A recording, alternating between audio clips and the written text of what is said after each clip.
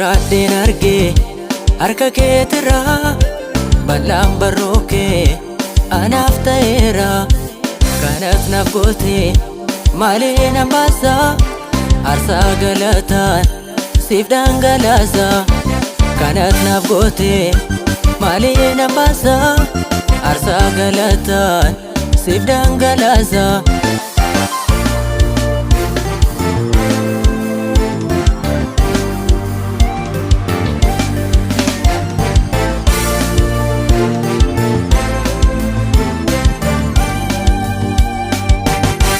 Maalina baasa gatii kee isicha lafa rakkinaa seenaa kaalessa jijjiirte anaaf kennite boqonna. Mirree sodaaf yaaddoon koo harka kee narraa dhidhime aangoon du'aa jajjabeera jireenyaaf an kaadhimame. Mirree sodaaf yaaddoon koo harka kee narraa dhidhime aangoon du'aa jajjabeera jireenyaaf an kaadhimame.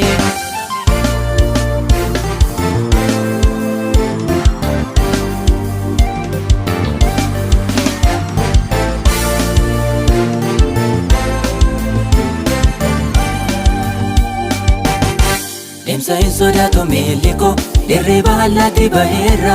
Harki kee dachadhaa fuudhe gaara gubbaa na dhaabeera. Fannootti waqaramteetu rakkisaa koo dhidhibsite ofii keetii tuffatamte kabajamuu koo labsite anaan na bilisomsite. Fannootti waqaramteetu rakkisaa koo dhidhibsite ofii keetii tuffatamte kabajamuu koo labsite anaan na bilisomsite.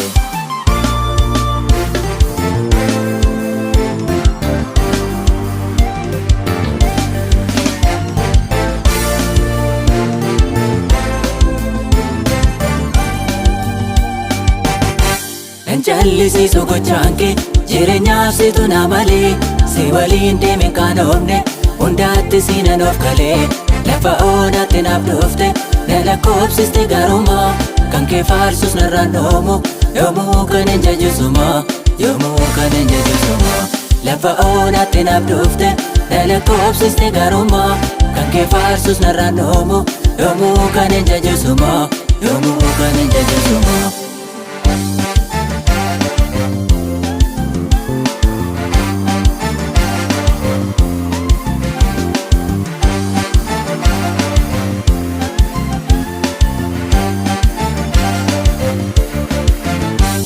Anaaf maqaa kee faarsuun jireenya hafuura kootii dhangaa onnee koo faarfadhee hin baasu miisatti hojjette babbaarachite galgala koo utuutti dhufte harka koo hin qabne namni iyyuu beekumsi laa iddoo koo dukkaana keessa ifatti na baaste oloonnaaf jedhi ati waaqayyoo koo utuutti dhufte harka koo hin qabne namni iyyuu beekumsi laa iddoo koo dukkaana keessa ifatti na baaste oloonnaaf jedhi ati waaqayyoo koo.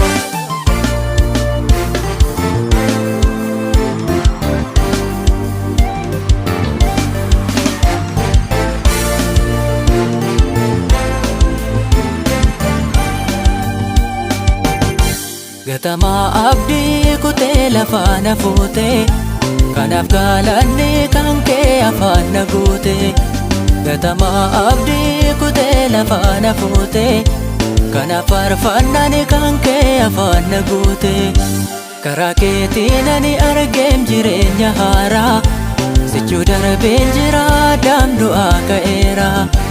Karaa keetiin ani argeem jireenya haaraa sichuu darbeen jira daam du'aa ka'eera.